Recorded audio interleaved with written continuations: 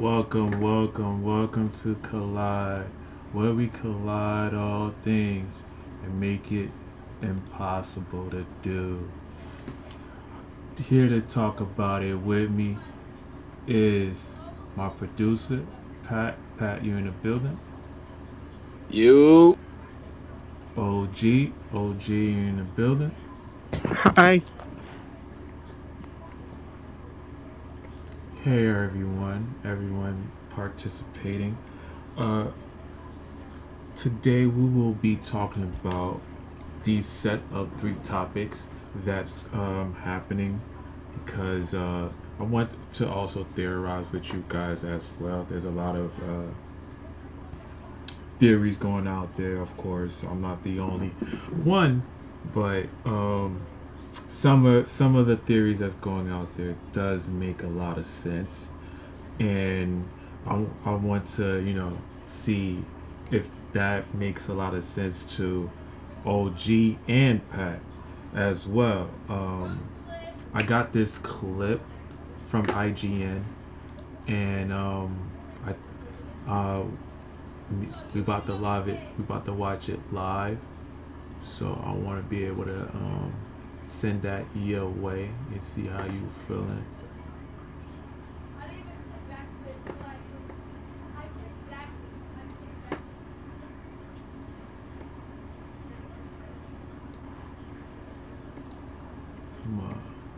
Just give me 1 second. I'm gonna open this up here and got my IGN here. I saw this video clip like 2 weeks ago, and I thought that the way they got it made a little bit of sense of what Doctor Doom is going to become. It's a little 8-minute clip, ain't that small or anything like that. It's just an 8-minute clip, and then I got another one for y'all to theorize on. So I'm gonna let y'all watch that real quick while the rest of the group watch this too, because I want to hear their perspective on this clip as well as how Iron Man could have been, because watching Iron Man through Iron Man 3 and then him being the Avenger, and then leading up to the fact that he's Doctor Doom now.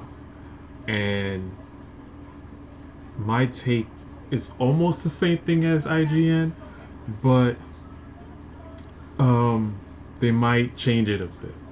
So I'm gonna let y'all watch the IGN clip for like, it's only 8 minutes long, and after that we'll discuss. This year's Marvel Studio panel at San Diego Comic-Con may not have been overflowing with new reveals and announcements, but there was one huge shocker to cap off the evening. We learned that Avengers 5 has now become Avengers Doomsday, and none other than Robert Downey Jr. has been cast as the iconic Marvel villain, Doctor Doom.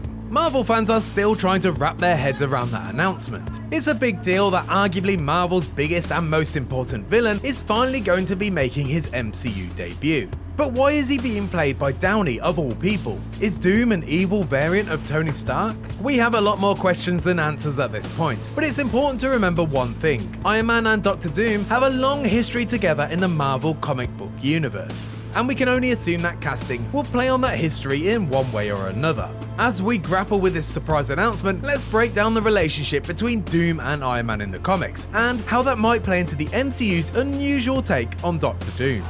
New mask. Same task. What can I tell you? I like playing complicated characters. Doctor Doom will always be defined by his feud with Mr. Fantastic. As the traditional origin story goes, Reed Richards and Victor Von Doom were college roommates and intellectual rivals from pretty much the very beginning. Victor was obsessed with building a machine that would allow him to communicate with his dead mother. Reed warned his frenemy that the machine was dangerous, but the arrogant Victor didn't listen. That stubbornness wound up blowing up in his face, literally, when the machine exploded and scarred Victor's handsome mug. One soul-searching journey around the world later, Victor was reborn as Doctor Doom. Mr. Fantastic has certainly remained Doom's arch-enemy over the years, but the Latvian monarch has also tussled with Iron Man a fair few times. Their rivalry really took shape in the 1981 storyline called Doom Quest, where both Tony Stark and Victor Von Doom are dragged back in time to the court of King Arthur. Doom attempts to forge an alliance with Morgan Le Fay, but they're no match for the combined might of Iron Man and King Arthur's knights. Doom and Iron Man had another major face-off in 2007's Mighty Avengers, which is set in the aftermath of the Civil War crossover and Tony Stark's promotion to Director of S.H.I.E.L.D. After Doom is implicated in an attack on New York City, Iron Man leads the Avengers and S.H.I.E.L.D. in an all-out invasion of Doom's kingdom of Latveria. Though Doom wasn't actually responsible for the attack, he winds up in S.H.I.E.L.D.'s custody.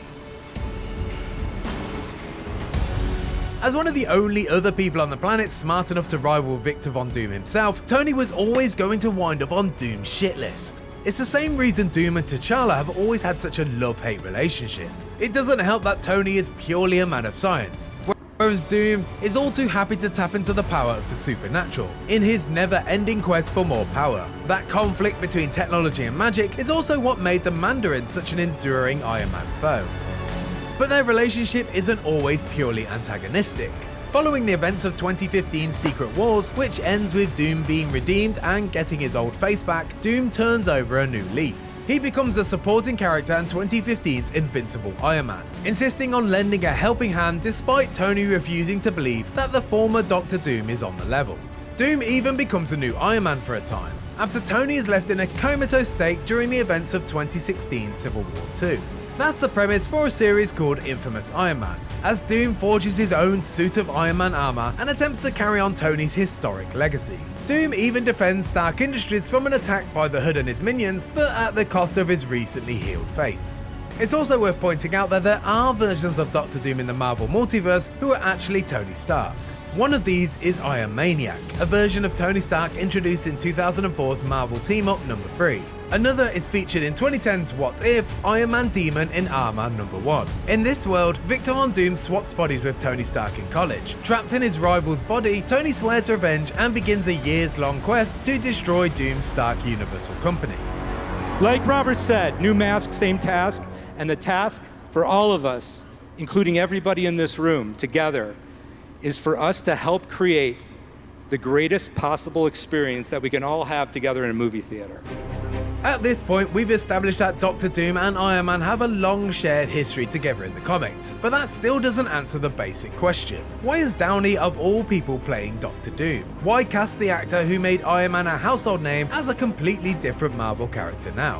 One possibility is that Downey is simply playing a new MCU role, independent of any connection to Tony Stark. Don't forget, Doom is well known for never taking off his mask. Whether that's because he can't or simply won't is part of his mystique. Depending on how over the top Downey's performance is, and there's plenty of room to go big with a character like Doom, the movie may simply be able to ignore the fact that the guy underneath Doom's armor looks and sounds an awful lot like Tony Stark.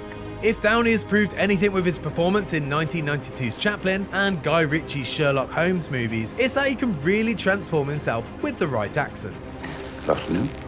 And it's not as if Downey would be the first MCU actor to return in a completely different role. Michelle Yeoh played Aletta Olgord in the Guardians of the Galaxy movies, and then Ying Nan in Shang-Chi and the Legend of the Ten Rings. David Dastmalchian also played a different role in the first two Ant-Man movies than he did in Ant-Man and the Wasp: Quantumania, and Gemma Chan played Minerva in Captain Marvel and Cersei in Eternals, so there is a precedent for this kind of double casting. That said, it seems hard to imagine that Marvel just decided to cast Downey Jr. again without intending to reference his history as Tony Stark. Another option is that Doom has been reimagined as a variant of Tony Stark. We know that the newly retitled The Fantastic Four: First Steps is set in an alternate universe, retro-futuristic version of New York City. Perhaps in this universe, Tony Stark is the one who rooms with Reed Richards in college and develops an unhealthy obsession with besting his rival. Victor, what's the matter? Afraid of ghosts? This Tony Stark may undergo some sort of twisted inversion of the origin story seen in 2008's Iron Man, leaving him disfigured and retreating inside a powerful suit of armor to plot vengeance against the Richards family. Doom may not be the primary antagonist in the Fantastic Four: First Steps, that would be Galactus, but we have to imagine that he'll appear in the movie in some capacity. Ideally, the Fantastic Four movie will provide Downey's new character with an origin story, prior to him taking center stage in Avengers: Doomsday. We also know that the Fantastic Four are eventually making the jump to the MCU, as they're now confirmed to be appearing in both Avengers: Doomsday and Avengers: Secret Wars. So it's probably safe to assume that Doom will make the journey with them. Making Doom a refugee from another world would also help explain why the character has yet to appear in any previous MCU project. Whether Downey's Doom is Victor Von Doom or Tony Stark, it may not matter that much in the end. This is a villain who's egomaniacal to the extreme. He hides from the world inside a suit of armor. He combines the most advanced technology his mind can conjure and the darkest spells the supernatural realm has to offer to make himself a god amongst men. He's a twisted version of everything that Iron Man stands for. Where Iron Man was the savior of the MCU, Doom is its greatest nightmare. That's why you cast Robert Downey Jr. as Doctor Doom. It's a chance for the MCU's most pivotal actor to play a completely different kind of character. We've seen Downey at his heroic best, now it's time to see how evil he can be. I'm just not the hero type, clearly. And if you like that video and you want to find out more about Doctor Doom or the Fantastic Four: First Steps, then you're already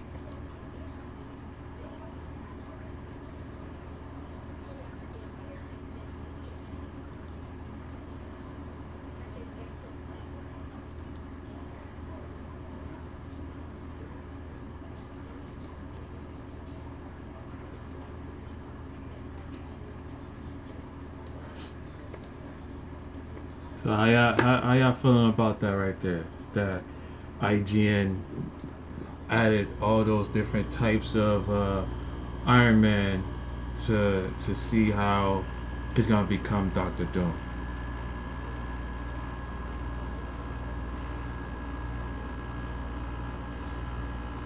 OG, Pat? So, I like how I was so confused about Fantastic Four, but now that makes sense. That it's set in a new future. I was so confused at that part. So that was a good clarification. But if they're bringing him back as Iron Man, how will he do that if he faded to dust when he snapped his fingers with the Infinity Gauntlet? doesn't mean that in different. You've seen What If. What If Yeah. made that like that because What If shows that there's different universes.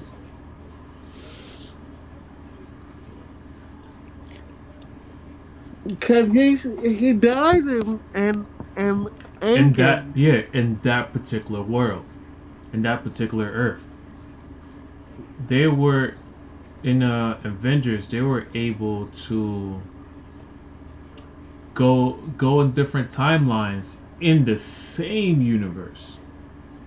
In the same universe, same Earth, point of entrance, or could it be different Earths that they're altering, right? So that could be a deeper thought of when they went to go get those stones. Was it in the same universe, or was it in different universes, different universes that's part of a different timeline, in order for them to achieve their goal? That's a deeper thought within itself. Pat, you have any thoughts on IGN? Honestly, I was been saying this before, like they even brought that up. Like honestly, after the X-Men video and they was going back to get different X-Men's, like, and then especially with Loki and his like he's jumping through time. Like there was always a point where Iron Man can come back. It's just about more how they introduce him back. And the thing is too, like in the kid shows, like Doctor Doom could be like Iron Man, but then Iron Man always still comes back. You feel me? Like I don't think Iron Man is gonna be dead for like a minute. He's definitely gonna come back. It's about how they bring him back. You feel me? And then boom, you gotta think about it too. I was been saying this. Yes, they're gonna fight off Doctor Doom, but they also have to unveil who's behind the mask of Doctor Doom. Nobody's gonna act fucking blind like, oh my gosh, this is not the Tony Stark that we used to have on this earth. They're gonna be like, wait, what? Tony? Like, what? I'm confused. You feel me? Mm-hmm. It's gonna be like a whole like, I don't know, like, because you gotta think about it. They destroyed the whole world. You feel me? Trying to battle what's that? What's the damn, bruh. What's his name again?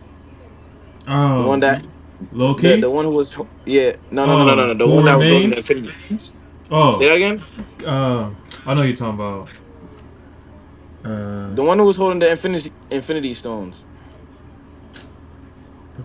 Thanos? Yeah, Thanos. Yeah, Thanos, yes, Thanos. I don't even know why I couldn't remember his name. That's crazy. Like they didn't destroy the whole world. Oh, shit. They didn't destroy the whole world trying to save the world, and then they had to find a new world for everybody just to live on. You feel me? So within that time space of trying to find a new world, they probably did bring back Iron Man, but that's what I'm saying. That's where Doctor Doom comes into play, and he just didn't come back regular. That's a deeper thought. That's true. So with that, Pat, is it when they went to go get these stones? Was it in the same universe, or was it in their same Earth but different timeline? Same Earth, different timeline. No. The other one. They had to go to different Earths because that's where Doctor Strange comes into play. Or maybe it was a different timeline. Hello? Yeah, I'm here. I'm just trying to. I think they went into different Earths for the Infinity Stones. Well, they travel back in time. Yes. I don't know if that's different. I wouldn't say that's different Earths, but they just travel back in time. Because they made it with Ant-Man's help. Yes. Because he was in a quantum realm. Correct. I was wondering, do you think the connection between the two Earths. Was it through the quantum realm? That's a great question because also looking back, right? Um, Captain America went back, right, to deliver the last gem, but he didn't do that. He stayed with Peggy. Was that a different timeline or different Earth?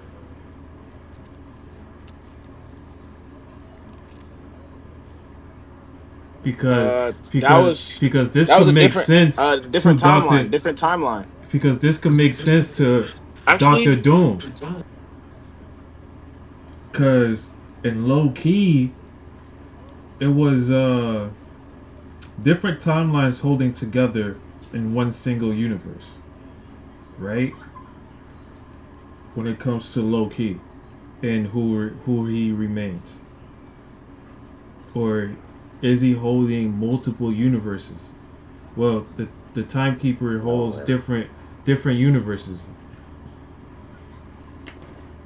Let me look this up at the same time because this is a great question. I think they can connect it through the quantum realm. Because that's a hold that thought. That's a good thought. this Um nigga blowing my shit. what about when Spider-Man create that spell for everyone to forget?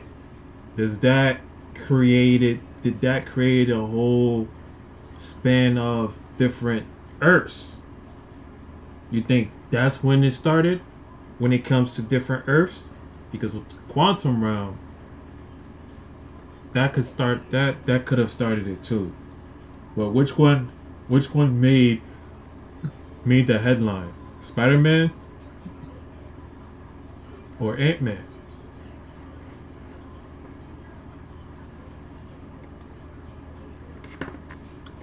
I think Ant-Man because it's on just like a molecular level, like super tiny molecules that they can change more of the history than Spider-Man did with Doctor Strange. The quantum realm has more of an impact on the timeline.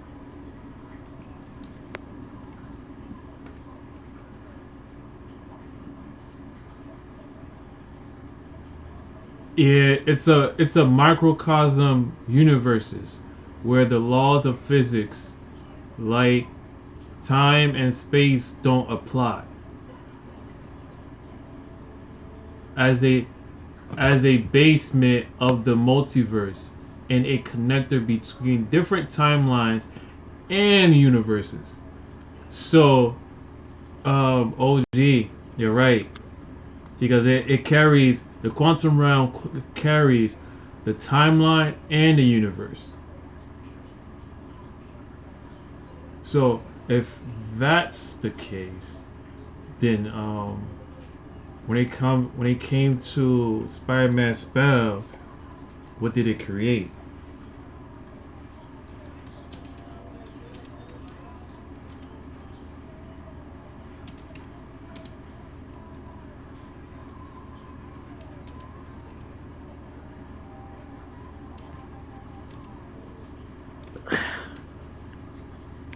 I don't know, but that's not to wrap my head around. No, I'm looking it up right now.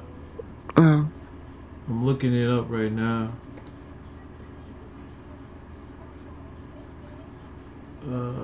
Spider-Man identity exposed.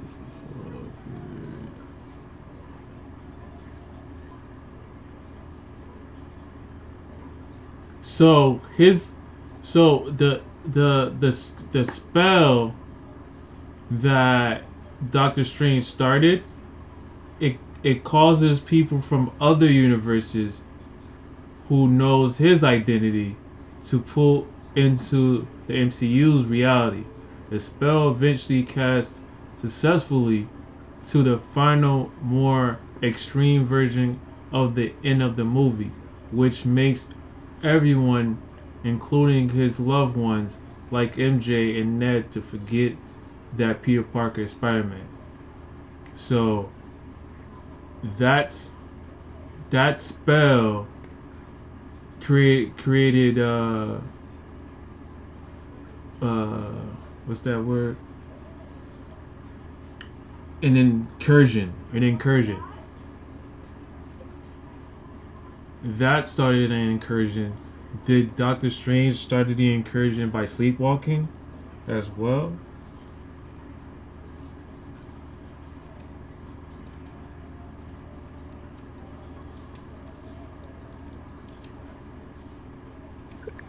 I don't know if he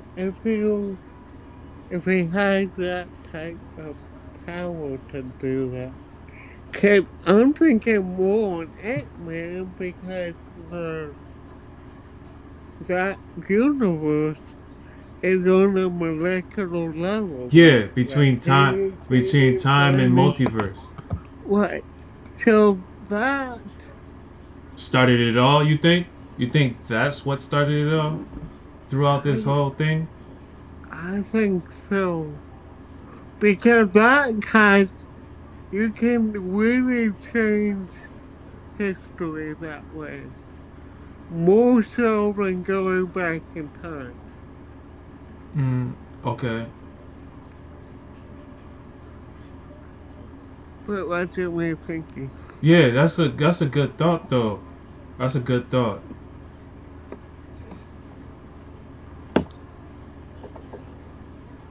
That is a good thought. So this It's like a basic to that. That's the universe.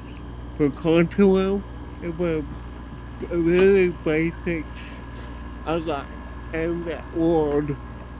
Because molecules are in real life all the building blocks towards life.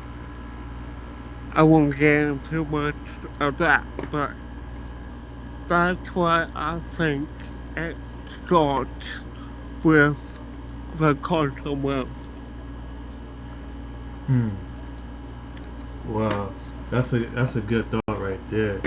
I got another complication again for you guys. This one is about Iron Man was never Iron Man because think about it, guys.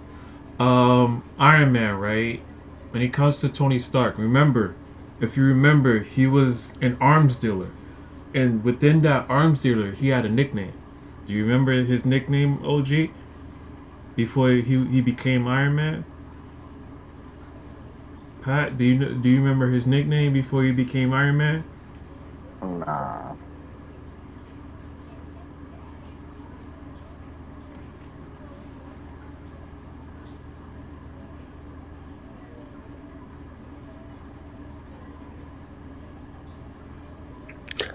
No, unfortunately, it's been too long.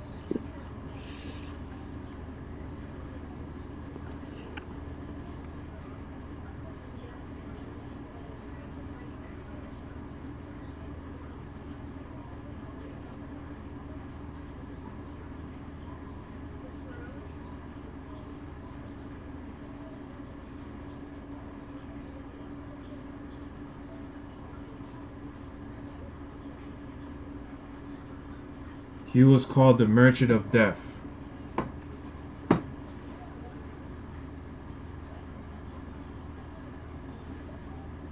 Or the Consultant. That was his name.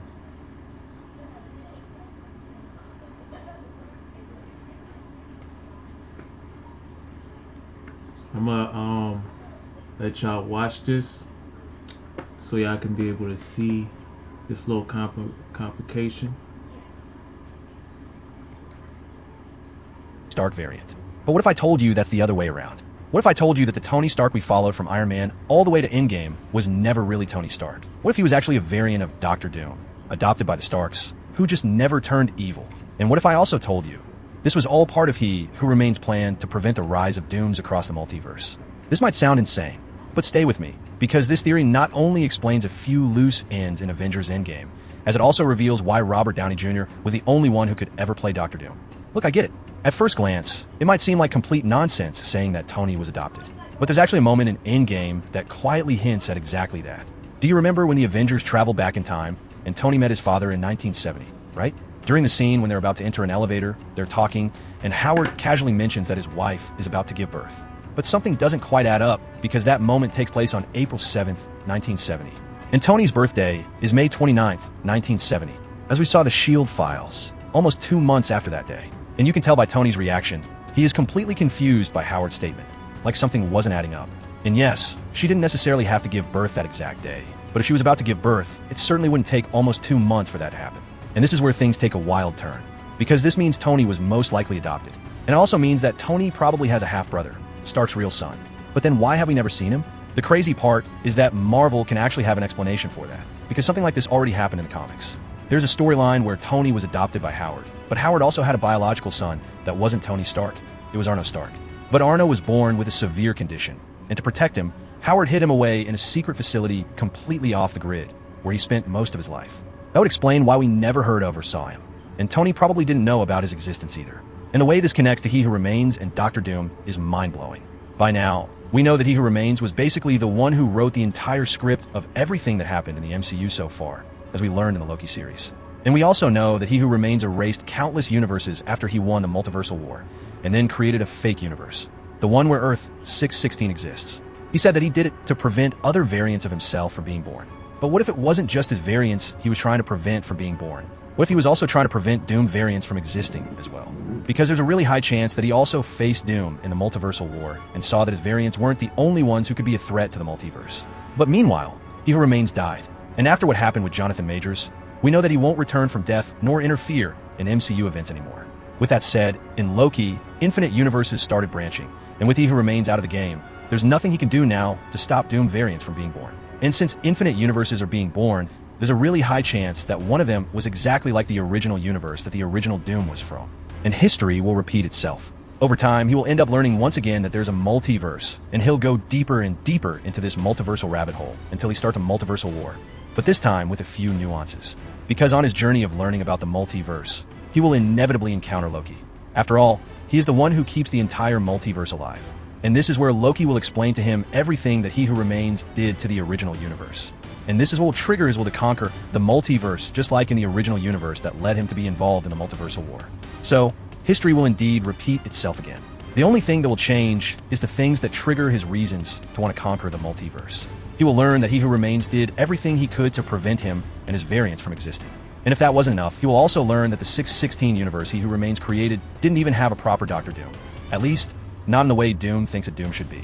Because in this universe, his variant was adopted and raised by a family. In this case, the Starks, and never became a villain, nor had any contact with magic. And to make it worse, He Who Remains wrote him to be a hero. Imagine being erased from history, and then finding out that your replacement was your own self, reprogrammed to serve your enemy's plan. That's not just betrayal. That's identity theft on a cosmic scale. This will clearly upset him, and this will make him want to basically do the same thing He Who Remains did. Eliminate every universe and start a new one reshaped in his image. And the rumors about evil variants of the original Avengers appearing in the movie would fit perfectly into this narrative. Because after Doctor Doom learns what He Who Remains did to his variant, he essentially decides to do the same, but in reverse. He targets the good versions of the key characters and allies of his variant from the 616 universe, and begins assembling evil variants of the original Avengers. A twisted mirror of the team his own good variant was once a part of. The amount of emotional moments they could create with this are almost infinite. Yelena with Natasha, Sam with Cap, Hawkeye with Natasha. And the list goes on. And now that we know Tom Holland's Spider-Man is practically confirmed in the movie, we would also have Tom Holland's Spider-Man with RDJ's Doctor Doom, a variant of his father figure. And this theory would also explain why Doctor Strange lied in Endgame when he said the Avengers only beat Thanos once, when in reality, there were definitely more than one way they could have defeated him. As we saw in Multiverse of Madness, He Who Remains made Strange see Tony as a threat to the multiverse when he witnessed the 14 million futures. Because despite everything, he's still a Doom variant. And we all saw Tony's dark side, and where it led him and the team at times. So Strange felt that the only way to actually save the universe was not just defeating Thanos, but also getting rid of a Doom variant. This means that in reality, he only saw one outcome where both Thanos and Tony Stark were defeated. And all of this was He Who Remains plan. But it's not just inside the MCU storyline that makes sense Robert played Doom. Because did you know that Robert Downey Jr. actually auditioned for the role of Doctor Doom in the Fantastic Four movie back in 2005? Crazy, right? Fortunately, he didn't end up with the role, because the Doom in that movie wasn't exactly spectacular, and we might have never gotten him as Tony Stark in the MCU. But this means that our DJ already had some kind of connection to the character even before playing Iron Man. And after this theory, not only does our DJ have some kind of connection with the character, but his Iron Man will also be deeply connected to the Doom character, as the Russo brothers themselves said. This is why, since the day they announced him as Doom, the Russo brothers made a point of emphasizing that he was the only one who could play Doom, because both the actor and the character were always meant for each other. And apparently, it seems that Doctor Doom has already been spotted in old Marvel movies, and I made a whole video talking about it. It's right here in front of you. I'll see you there. There you have it. There you have it.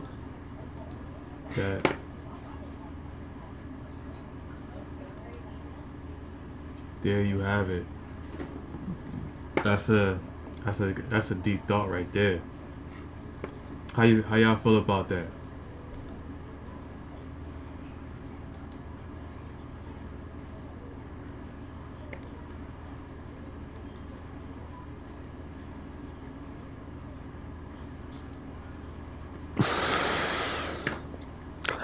I think it's a little bit of a stretch, but I see where it's coming from, but I don't think it's a high possibility.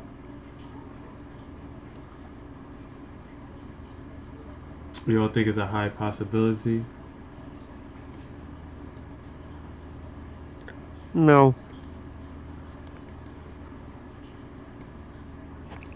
Because if he was that small, right, he would have already made a time machine before Endgame if he was that small and go back in time and do all that stuff.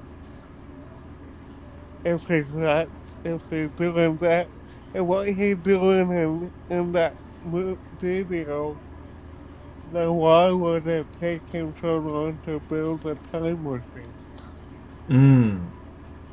So you think that they could have cut off some things? I'm saying that it doesn't sound like Tony Stark. It didn't sound It doesn't sound like something he would do. With IGN or the other guy's theory? The one I just watched. Yeah. Okay. Where? I get you. That makes total sense though. That makes total sense.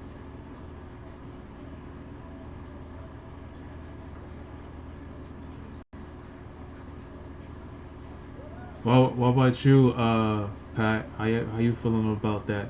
Those theories of why Iron Man is gonna be Iron Man and how he's gonna play Iron Man, and as well, OG was like, why did he had to be? Why did it take so long for him to be Doctor Doom? I feel like it took so long for him to make him Doctor Doom, especially the Marvel right now. I mean, they can't really just throw out too much things. Like, they gotta take it one by one. I feel like them holding off the Iron Doom was probably good for right now, because now I got everybody suspicious. Like, yo, what's about to happen now? What? Tony Stark is Doctor Doom? What? Tony Stark can come back to the MCU? It makes everybody question. That makes sense. That makes total sense. And this it was Marvel's backup plan. This wasn't the original plan. It was supposed to be Kang the Conqueror. But And Doctor then Doom was coming though. but originally the next bad guy was Kang the Conqueror. Yeah, And then Jonathan Miles got into legal trouble, so we fell back to Doctor Doom. no, they didn't fall back. They just rushed it. Doctor Doom was gonna be played no matter what. It was just that it was who he remains wanted to show you that story first and then show you more into that character. Then to show you that there was gonna be Secret Wars. There was gonna be a Doctor Doom. Those two videos was not gonna not come. Those two films was gonna come regardless. Especially Secret Wars, because without Secret Wars, there wouldn't be X-Men and Wolverine, because they showed you the timekeepers. You know, the timekeepers was there, so they just rushed it, OG, because they seen that they couldn't do Kang the Conqueror like they wanted to, and then they just rushed it.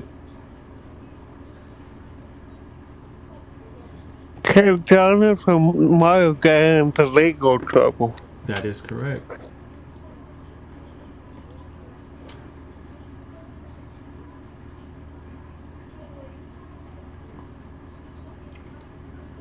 But we will see the trailer soon, guys.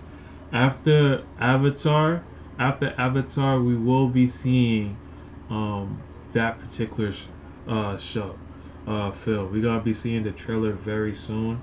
Maybe the trailer will come hopefully before Avatar. But I heard that it's gonna come in the weeks of Avatar. We're gonna hear more about it. I'll definitely keep y'all posted in the group, in the community chat that we have on Facebook as well. The next topic I do want to talk to you about is Green Lantern. This is this is about the first. We all go in order. Y'all remember the first Green Lantern with Ryan Reynolds? Yes, unfortunately. Why is that?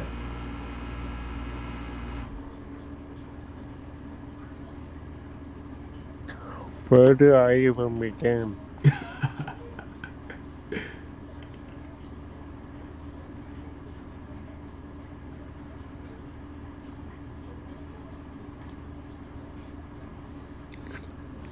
The CGI was terrible, the storyline was terrible, the pacing was terrible. Even the villain was didn't act like him. I forgot his name already, it was so bad. The villain was terrible in that. It was a major flaw. It was so bad Deadpool went back in time and killed the actor, so he wasn't signed the deal for to play Green Lantern with Cable's time machine. You remember that? Yeah. So that kind of says it all. Deadpool goes back in time with Cable's time machine, kills the actor to not sign the Green Lantern deal, then says you're welcome Canada. That should get you a pretty good clue that it didn't go well. I see what you're talking about. How about you, Pat? Did you like the first Green Lantern with Ryan Reynolds?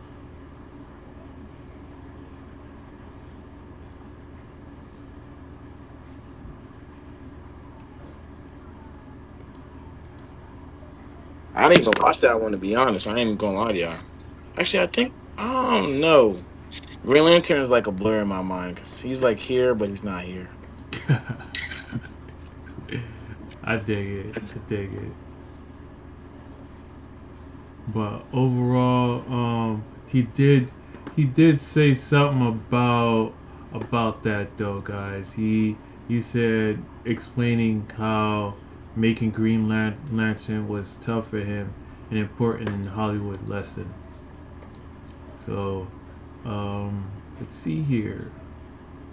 Here's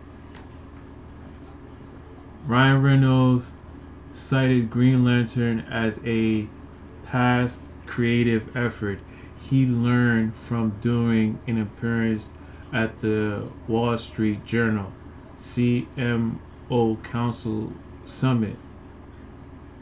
You laugh, but my son, it's his favorite movie, and he watched it every effing day, the actor said. Reynolds and his wife Blake Lively met on that set of 2011's Green Lantern, which is considered a box office and critical failure. Ryan Reynolds is looked back at how he approached his work when he made 2011's Green Lantern. Reynolds, 49, briefly spoke about his experience making the infamous superhero movie during his appearance at the Wall Street Journal on Tuesday, November 18. Creatively speaking, it's hard to say. Someone's might say Green Lantern, he told moderator Miriam, I don't want to say the name wrong.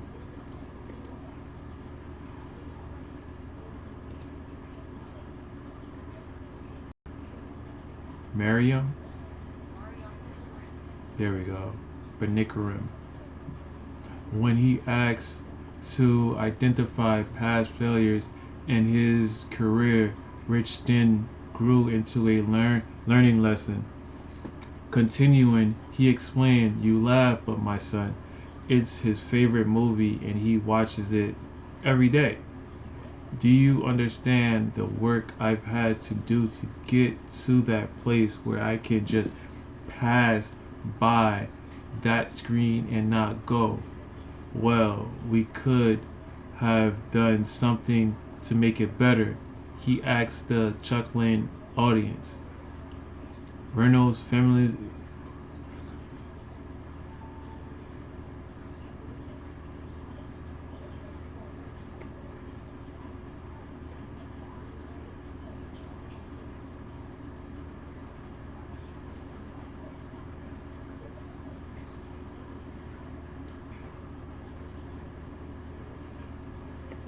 or something, but you know that was a time in my life was I was yes sir, no sir, how high can I jump, sir?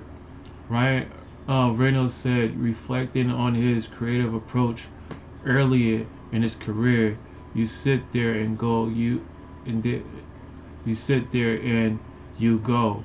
I have really strong thoughts and opinions on a creative matter, and someone else on another movie I remember made a creative decision, and I thought, well, that's a nail in a coffin that I done,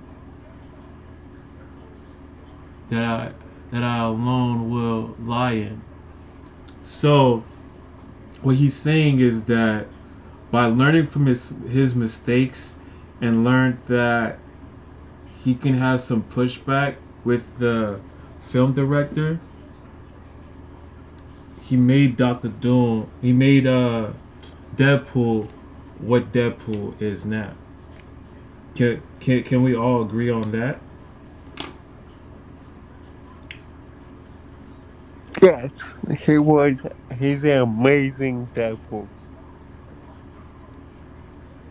Because without his knowledge into having a position that he feels as though that he should say something and put his own spin to it to give that, he didn't like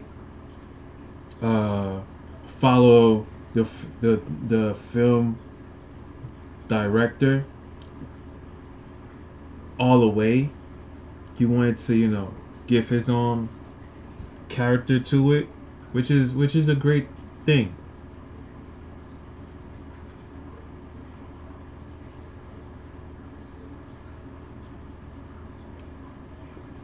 That's what he and then he says here, and it's true. They don't say this producer's movie flop or this director movie flops. That's me. So if I'm going to be on that headline, I like to be the architect of my own demise. I'm not quite sure how to help you with that. Or success, he added. Reynolds has spoke openly about his disappointment with how Green Lantern movie turned out. He only ever watched it in full for the first time back in 2021. Though the movie did not hit with the audience or critics, it did lead to his marriage. That's funny. That's from people.com. They wrote this little tidbit of Green Lantern in November 29. That's like a couple of days ago. I wanted to show this because Green Lantern is coming soon, and we'll be watching the latest new Green Lantern, and I wanted to go back a little bit and to see the past before I bring the future of Green Lantern. So I got another one for you guys. Who remember Green Lantern that was supposed to be Green Lantern? Diggle from Arrowverse.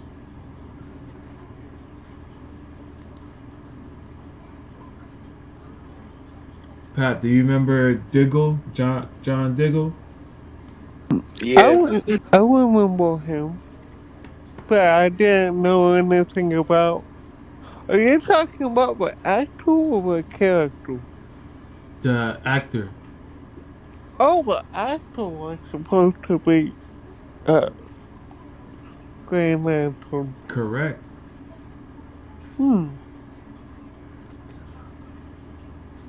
Yeah, I can see that. He was supposed to be though. He was supposed to be Jon Stewart. Yeah. I don't know much about Green. I know the multiple Green Lanterns. Mm-hmm. I don't know. I'm really limited on Green Lantern. This was the pinnacle point that Green Lantern was gonna start, because and then it was the end, and then they brought it back again, and I felt as though that if they gave him to be Jon Stewart, a lot of fans would not hate that idea compared to the character that they chose. So Pat, how did you feel when watching the Arrowverse, and then they played us on like touch and go, like he was gonna be Green Lantern, he was gonna be John Stewart, and they took it away from us. How did you feel about that? I feel like there's now there's no showcasing that no more. That shit out the window, so I don't even know. I can't even answer that question for real. Remember you were supposed to be Green Lantern. Remember he opened let me show you the snippet from Screen Rant that we about to read soon. Then you'll get a you remember the episode.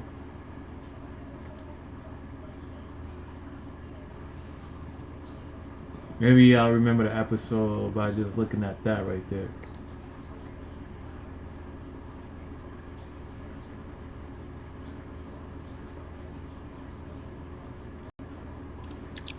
I couldn't know it was finished, but the final season of Arrow. What? I was so bored. I never finished it. I finished it. I was so bored with it that I didn't count and never finished. I actually don't remember watching that episode. I'm not gonna lie. Oh yeah. I finished it. I still gotta go back and I gotta finish the Flash and I gotta finish Arrow. Oh, you haven't finished Flash? Like for me, I was watching it while it was on. I mean, the last thing of Flash I remember is when Iris was stuck in that mirror. Mirrorverse? And then, Mirrorverse. Yeah, and then for Arrow, the last thing I remember with that was Oliver died. Oh, okay. With Prometheus? Yeah. Or you talking about entering different universes with Flash or something? Or are you talking about Prometheus? Nah, Prometheus. Okay. You're not there yet then. You got a couple more seasons. I like the last season was so slow because he's stuck in jail that I got bored. Oh, you're talking about Prometheus again, right? No. That's not Arrow. Prometheus? Yeah, Arrow. Green Arrow. No, I'm talking about Green Arrow. Yeah, Green Arrow. Green. Yeah. Which part? Which part? So, the final season, he turns himself in as the Green Arrow. And after that, it was so boring. I couldn't finish it. He turns himself over to a police and goes in jail because he's a vigilante. And he's stuck in jail, and it takes place with him in Star City PD. Yeah, I couldn't finish it.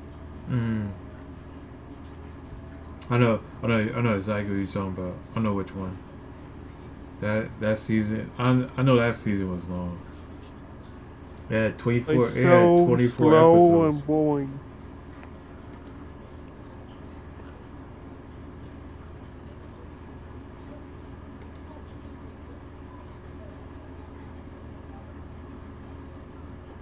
That's if you speed run it, I'm sure you can finish it so you can understand how John Diggle was gonna be the next Green Lantern until they took it away.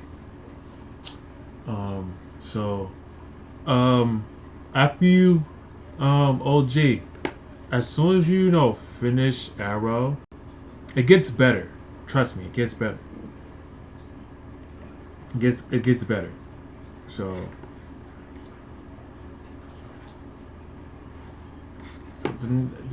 I have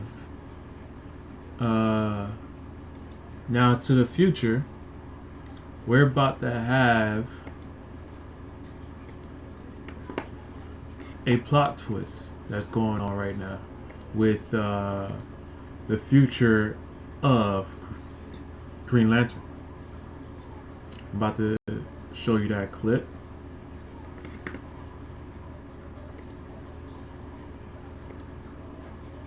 With Green Lantern. Yep, I pretty much, summed it up for you guys with what Screen Rant was gonna tell you.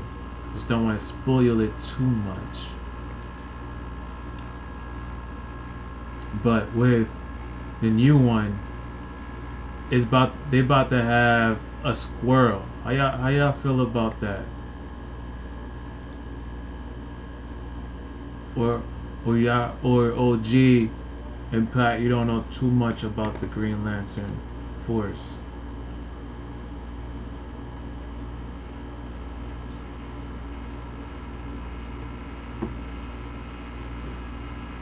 Nah, I don't know too much about that. Yeah, I should, nigga.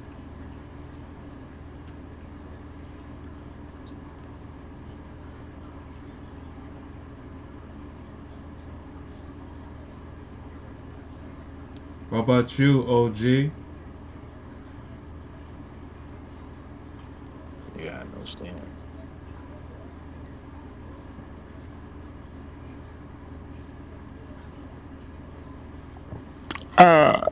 I'm still looking at it. Well, Green Lantern is a Lantern Corp. It's pretty much evolves around an intergalactic police force. Green Lantern Corps that uses power rings fueled by shears of willpower to maintain peace across the universe. So they're peacekeepers.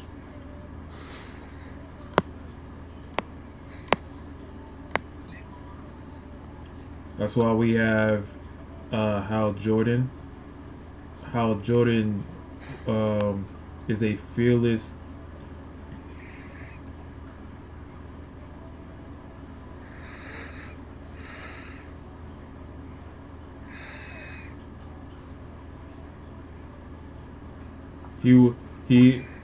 with Hal Jordan, he was chosen by a dying alien named Airben Sir to be his successor as the Green Lantern of Sector 2814.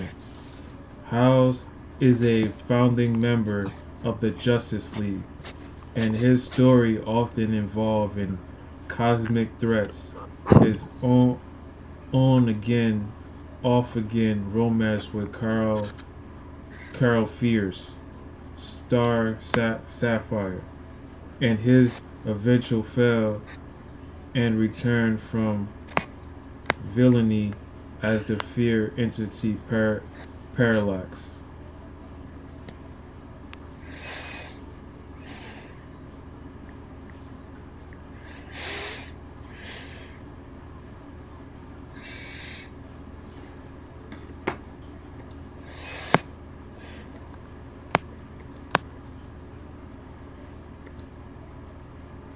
So with the teaser and trailer that the teaser and trailer that was shown at the presentation has not been released to the public or online, but Omelette was the audience and revealed a description of what was featured. It turns out Hal Jordan and Hal Stewart has been working together for a few months, and in the footage, and Jordan is an actual filing in for someone else to train Stewart, but we don't learn who the person he's replacing is. There is a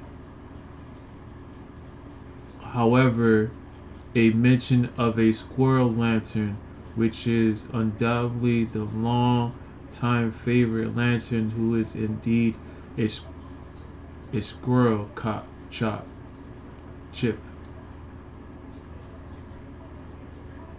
This will be funny as hell that we're gonna see a squirrel lantern.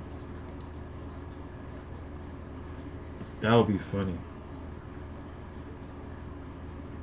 Why would they bring a squirrel lantern into the mix?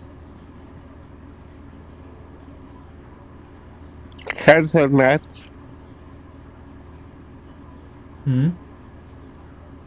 Cousin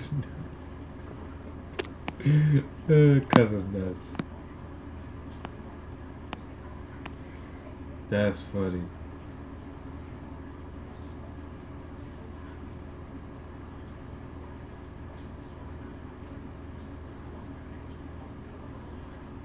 That is funny as hell. Cousin nuts.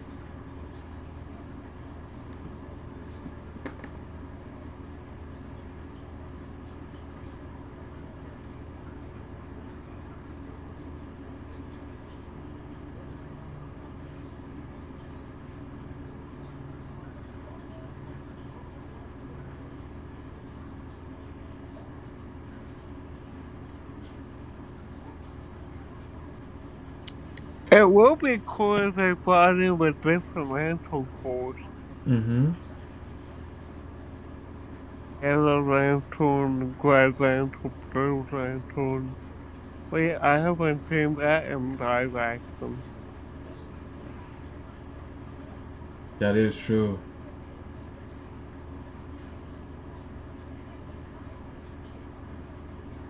That is so true.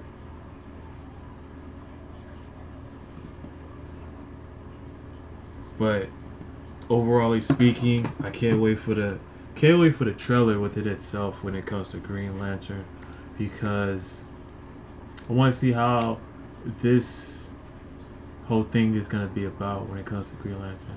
I hope they don't fail me. You know, I hope they don't fail me, because there's a lot going on with DC within itself, and we don't know how is it going to end.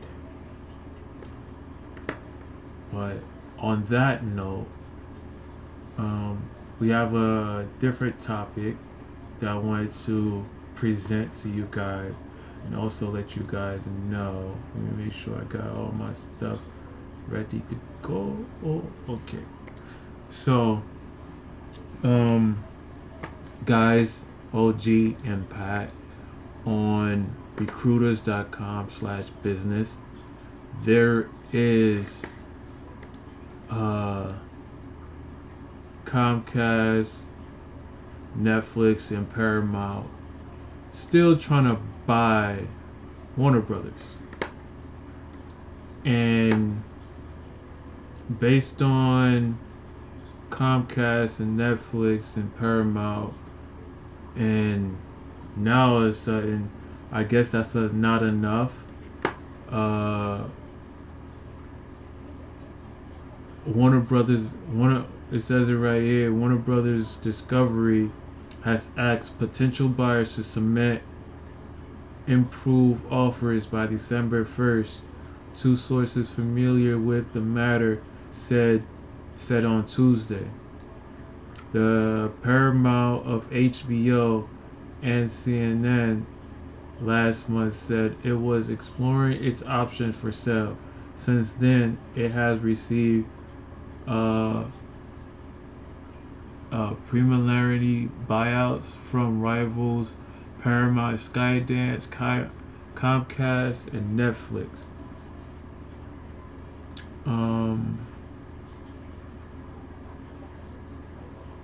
Warner Brothers Discovery, Comcast, Netflix, and Paramount, and Skydance did not immediately respond to Recruiter's request to comment. Bloomberg News first reported the development early on Tuesday. Paramount is expecting to bid for all the Warner Brothers Discovery, including its cable television networks. Paramount bid is backed by the studio controlling shareholder billionaire Oracle co-founder Larry Ellis, who is among the world's richest men.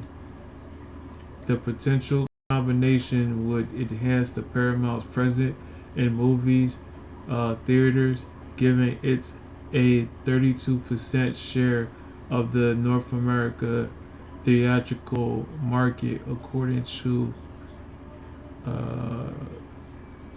ComScore, and threaten its streaming service by combining HBO Max with Paramount Plus.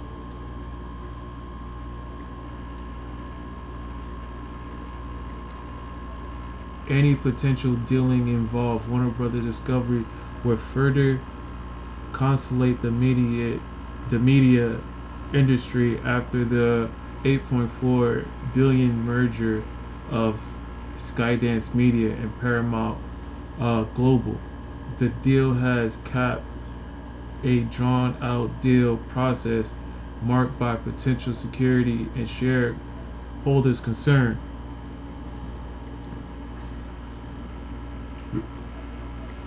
Recruiters exclusively reported that Warner Brothers Discovery board rejected Paramount's mostly cash offer of nearly $24 a share for the company's valuing at $60 billion, and publicly announced it would evaluate strategic options for the studio. Warner Brothers Discovery stock has soared 83% since Paramount intentions to bid for the media company was reported in September. The stock closed at $22.96 on Tuesday. The media giant previously announced plans to split into publicly traded companies, separating its studio and streaming business from its fading cable network.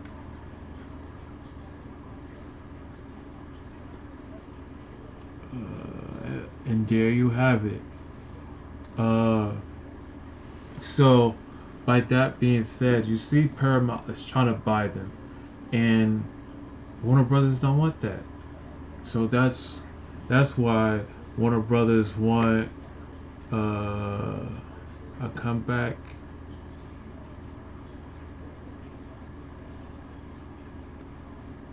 Here, Warner Brothers Discovery seeks to improve bids by December 1st. Sources say, and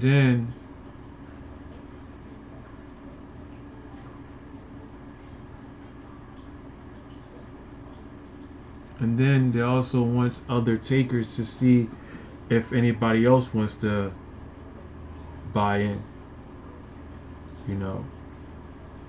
How y'all feel about that? How you feel about that, OG Impact, that Warner Brothers is selling to Paramount or Netflix or Comcast?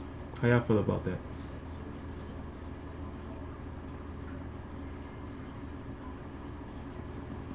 Wait, say that again? How you feel about Warner Brothers selling to Paramount, Netflix, and Comcast? Selling it to Comcast? Yes. Also Netflix. Also Paramount. Out of those three, somebody gonna be taking it. Who would you be okay with? Netflix. Why? I use Netflix more. And Netflix would probably categorize it as its own category. I mean, they all would, but it's just better because Netflix got more options.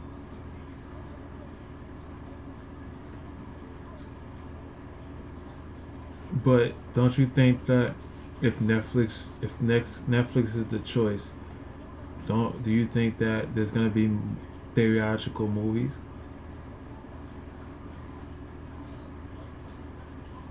Say that again? Do you think that it's gonna the films that James Gunn is producing, do you think that it's gonna be on AMC or any movie theater outlet?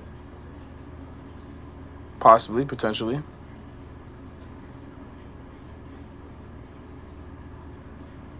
But that will mess up the movie industry if it doesn't.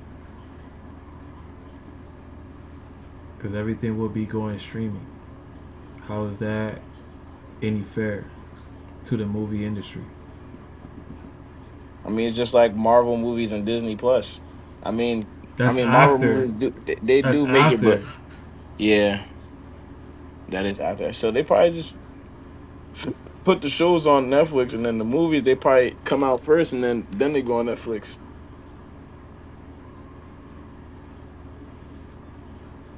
Interesting. But what if Apple comes into play? Apple just do got some good shows. What if Apple comes into play?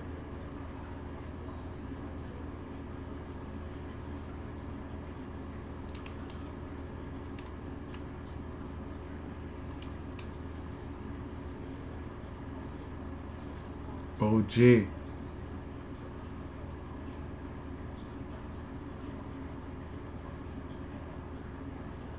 OG. Yeah, the problem is not a lot of people that I know. Apple doesn't seem to be very popular compared to the other streaming. It doesn't seem to have the same pull as Netflix does, or What do you mean? Apple just did F1. wait, but like, do you think of F1 more, or do you think of Stranger Things more from Netflix? I never Which watched Stranger Things. but which one more popular? Well, Stranger Things is popular. Yeah. So Netflix has a bigger pull than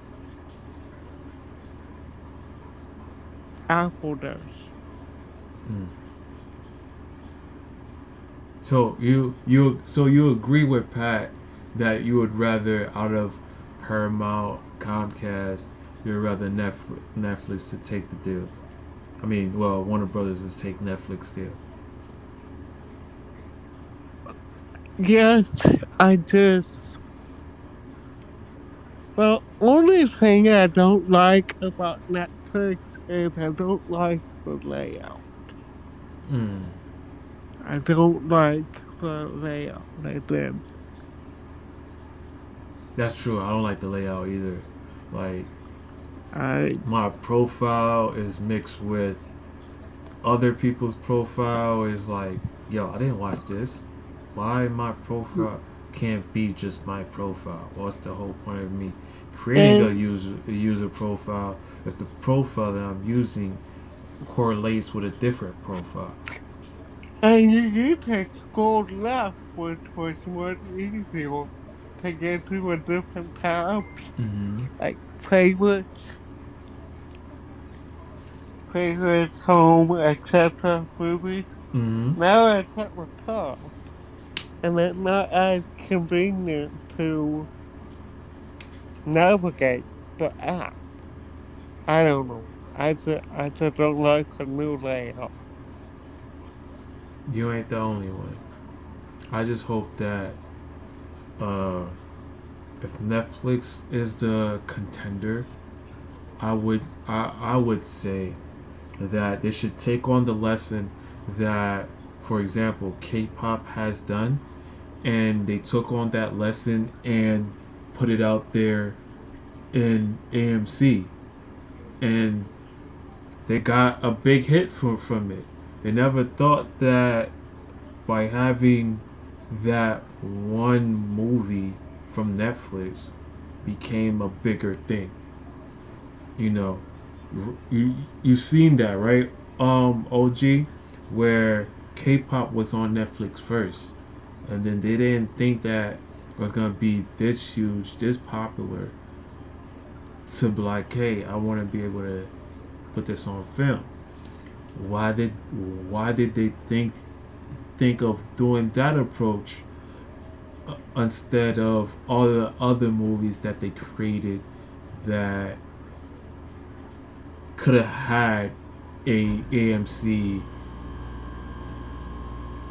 theater persona? Why is that? OG and Pat?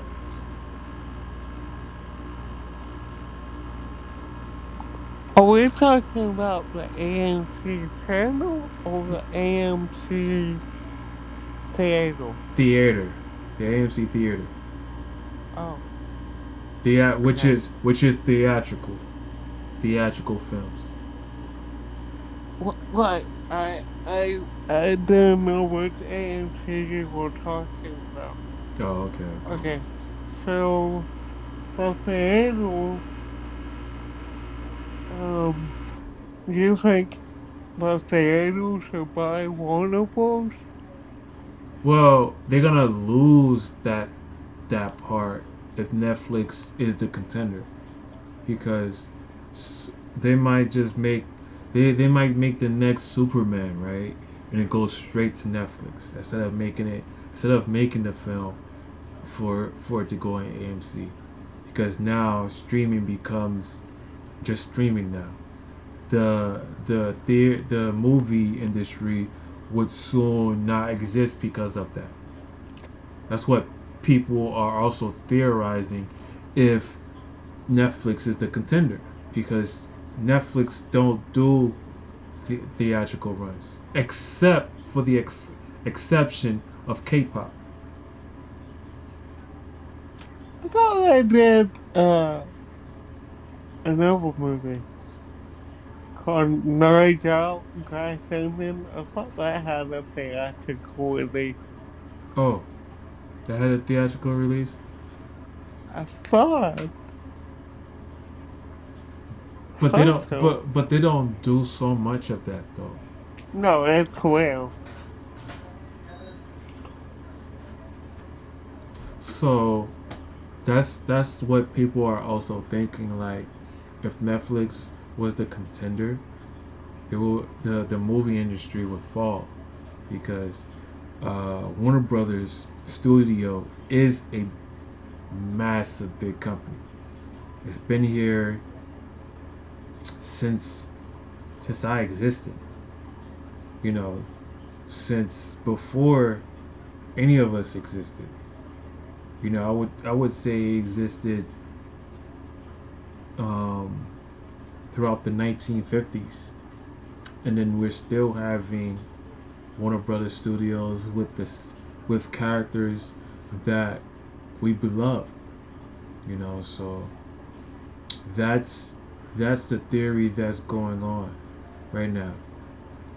Pat, you with me?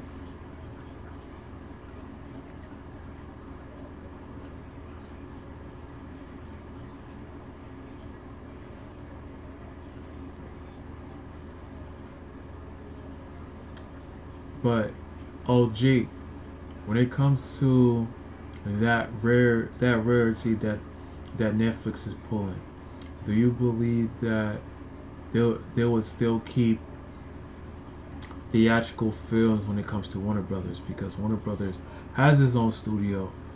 And here's another approach, OG. Do you think that because Netflix don't have the creative backing of having theatrical runs, and they see that K-pop was a big hit for them, now they want to learn from this and be better by taking on this giant of Warner Brothers to take some of the creative people that made theatrical runs, so Netflix can have more movies theatrically? Does that make any sense, OG? I feel like it will hurt them. Who? It will hurt Netflix. And hurt what? The subscriptions will go down even more. and it's already low. And now as I may theatrical releases, I think we'll lose more subscribers to Netflix. I mean, I hope to have theaters, I like that, but I think, I mean, they're already losing a lot of subscribers recently, and Yeah. I think that will hurt them more than help them.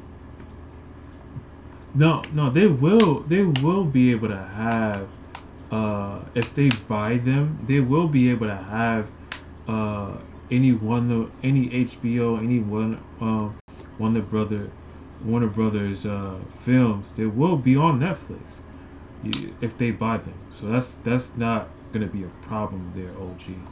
It's just that um the movie industry prefers that these shows should be first theatrically, later streaming.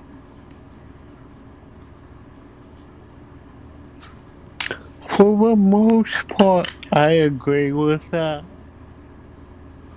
Unless it's like some cartoon, I think I could go straight to streaming services. Yes. But the live action stuff should stay with the movies. With the theaters. Theaters, I mean. Mm-hmm. But if it's a cartoon, I think they could get away with it releasing on Netflix.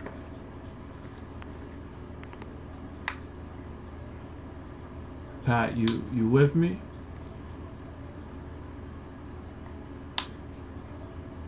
Yeah, I'm here. So, question for you: do you think that by Netflix taking Warner Brothers on is because they want to understand the theatrical side to make themselves better theatrically because of the success of K-pop becoming theatrical?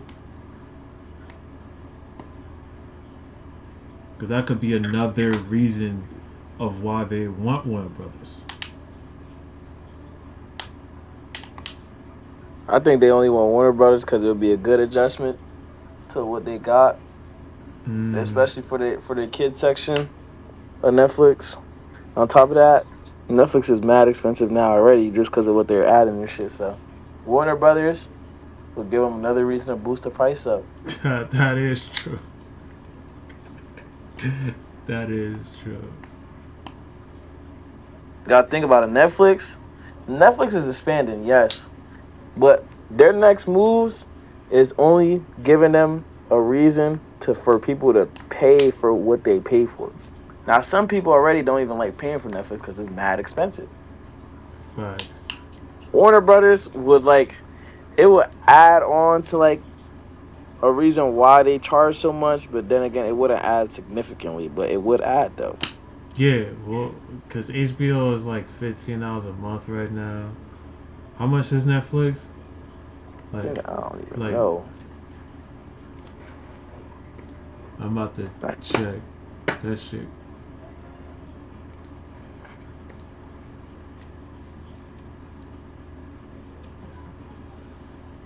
Yeah, that shit like $15 now.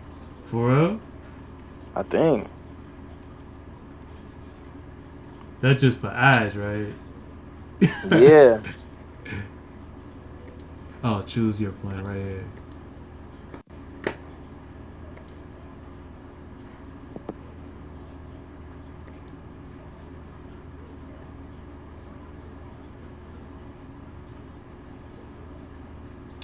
For standard, just standard, is $18 a month. For premium is about $25. With ads, $8 a month. Just with ads alone is $8 a month. And then HBO.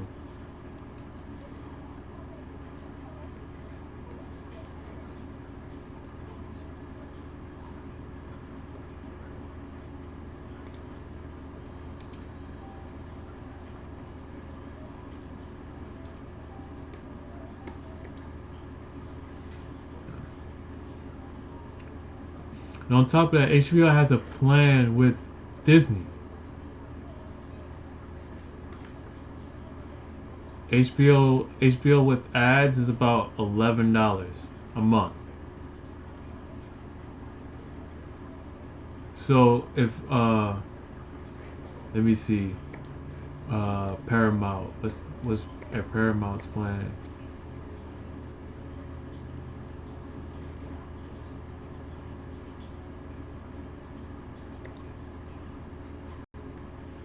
That's $8. That's $8 a month with Paramount. So if I would say $8, and HBO is like $10. If anything, Pat, most likely Netflix will jump into like $10, $12 a month, where HBO is at right now, as they're like $10.99 a month right now. Putting them together, it'll be probably like close to like maybe $15 a month, where the same price as YouTube TV. I think YouTube TV is like $15 a month too.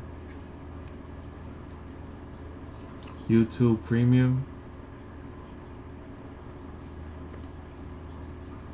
Yeah, $13.99 a month.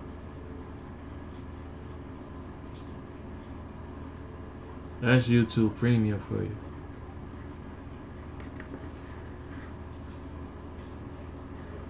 So I got like one more topic. Then after that, we're gonna talk about next 26. What's coming out for 2026 on DC, and then next week I'll be talking about Marvel's 2026. Then after that, I'll be rating the shows that came out this year when it comes to Marvel and DC. So we also got this one last thing. Warner Brothers Business Affairs boss, he's departing at the end of the year. So with him leaving, we're gonna have another person that deals with the business side. And when it comes to the business side, we're gonna have a rude awakening. Why I say that, to be frank, is because this particular person was here since the Snyderverse. Let me send that your way, guys, so you can see who I'm talking about. After that, we'll finish this up. This guy right here, he was part of the NTNT movement, the Snyderverse movement. He was doing that.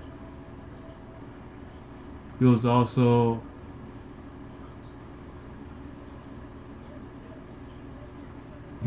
there for Batman with Christopher Nolan's, you know.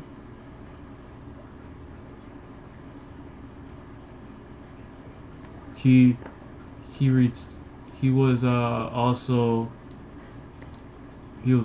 a production boss,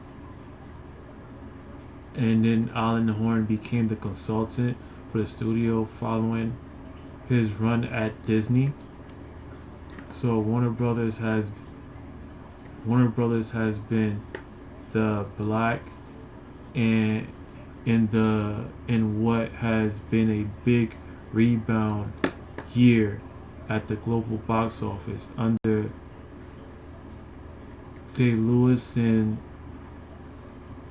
Abdi. They were the first studio to cross 4 billion worldwide, even with the pricey Paul Thomas Anderson pick one battle after another, which cost around 140 million net, shot in California, and has grossed over 2.2 million around the world. They also did Minecraft the movie. They also did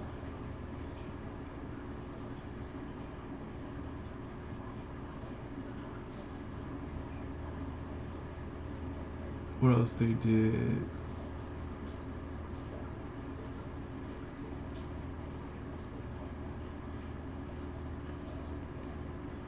Oh, that's it.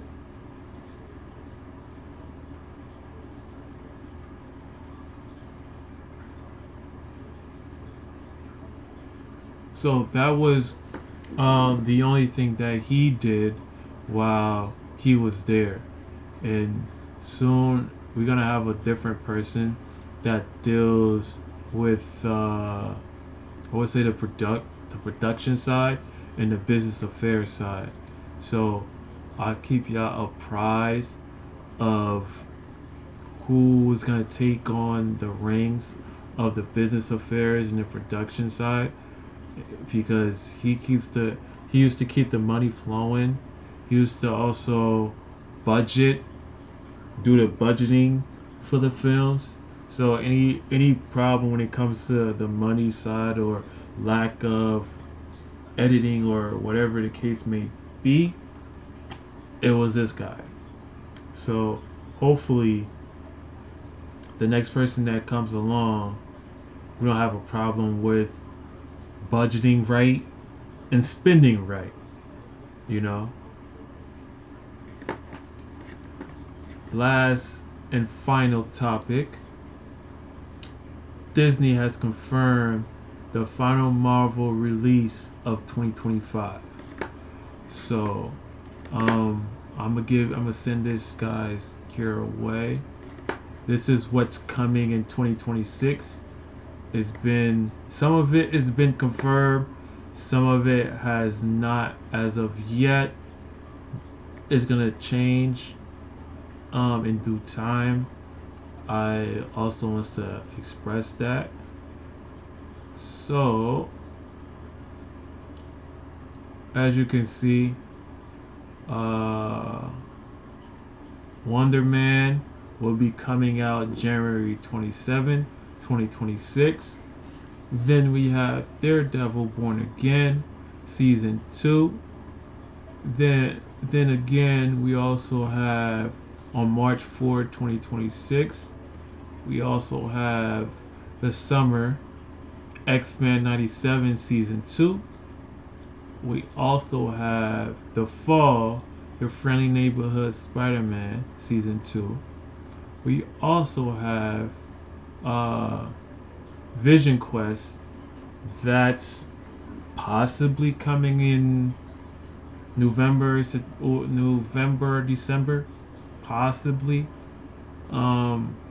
We also have the Punisher special presentation. That's another one. Spidey and His Amazing Friends Season 5. We unknown. It hasn't been confirmed as of yet. So there you have it. That's the shows that will be coming next year. So we already have Your Friendly Neighborhood Spider-Man Season 2 coming out in the fall. Then we have X-Men 97 coming out in the summer.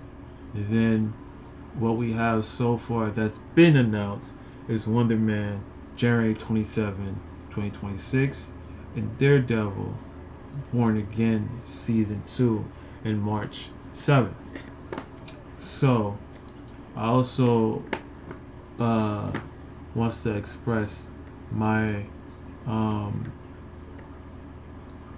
thank you for coming along to this podcast. This podcast was very awesome to have. We're also gonna have 2 more streams.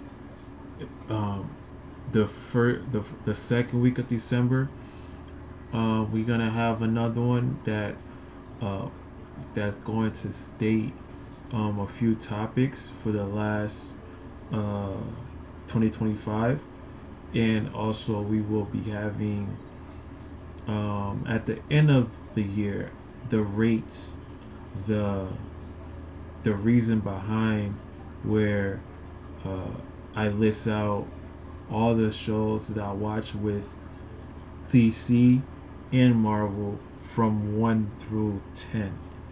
I think there were 10 shows and films put combined when it comes to Marvel and DC. So I'll be rating them from best to worst, from worst to greatest. I'll be leading those type of runs as well. I'll be having that stream at the end or before Christmas. If we could do that, we could, if anything. So that's the latest news and the latest topics that we will be talking about in December, and the last thing that we're going to be talking about this year. And also I will tell you guys what's also coming for next year, so we can have a better stream and more people to come in our streams as well. If you're catching this recorded, I'm still working on the kinks. I'm still working on the live streams to be able to stream this thing for you guys as well. If not, we will continue our recording as well. We're going to be continuing as recording as well, so you guys can get our ideas, our theories into Marvel and DC. OG, any last words before we go? Thank you for having me. Anytime. Pat, any last words before we leave?